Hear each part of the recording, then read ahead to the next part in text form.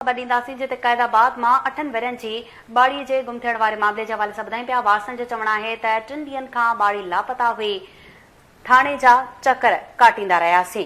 क़ैदाबाद मां गुम थियल 8 वेरनि जी ॿाड़ी जे लाश हथ अचण वारे मामले जे हवाले सां अव्हां खे अपडेट कयूं पिया। वारसनि दाहूं कयूं आहिनि त 3 ॾींहं अॻु ॿाड़ी गुम थी। क़ैदाबाद थाणे जा चकर काटींदा रहियासीं। इन सां तफ़सील मालूम कंदासीं। लाइन ते मौजूद आहे केटी न्यूज़ रिपोर्टर वहीद मुराद। जी वहीद मुराद, अपडेट कजो।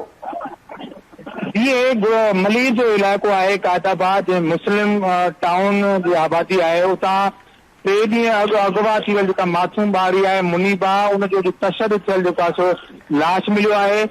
हिते गुज़िरियल 3 खां 4 कलाक गुज़री चुका आहिनि। वारसनि अस्पताल चोरनि जो एहतिजाजी मुज़ाहिरो करे हिते धरणो हणी छॾियो आहे। वारसनि जो इहो चवणु आहे, केटीवी सां ॻाल्हाईंदे वारसनि जो चयो आहे त क़ैदाबाद जे SHO अमीन खोसे खे असां 3 ॾींहं अॻु में दरख़्वास्त ॾिनी त असांजी ॿारी मुनीबा अगवा थी वई आहे, उनजे अगवा जो केस दाख़िल कयो वञे।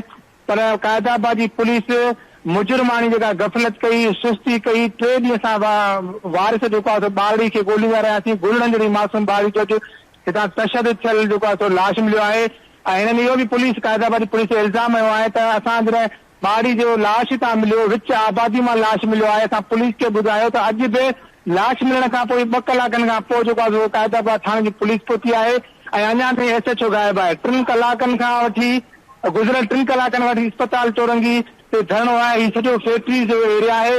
हाणे हिन वक़्तु जेके मुज़ाहिरीन उहे हज़ार तादाद में आहिनि। उहे यूनुस चौरंगी रैली जी सूरत में मेन क़ैदाबाद जे भरिसां हिकिड़ी दाऊ चौरंगी आहे। हीउ तमामु वॾो मिल एरिया आहे ऐं शहरी इलाइक़ो आहे। उते उन धरणो हणनि पिया। हिन जो हिकिड़ो ई मुतालबो आहे त मुनीबा जे क़त्ल में मुलविस जवाबदारनि खे गिरफ़्तार कयो वञे ऐं SHO अमीन खोसे खे फौरी तौर ते हटायो वञे। ऐं जिन पुलिस वारनि खे असीं दाऊं ॾिनियूं, लिखत में दरख़्वास्तूं ॾिनियूं, उन्हनि जेका वहीद मुराद तफ़सील ॿुधाइण लाइ महिरबानी।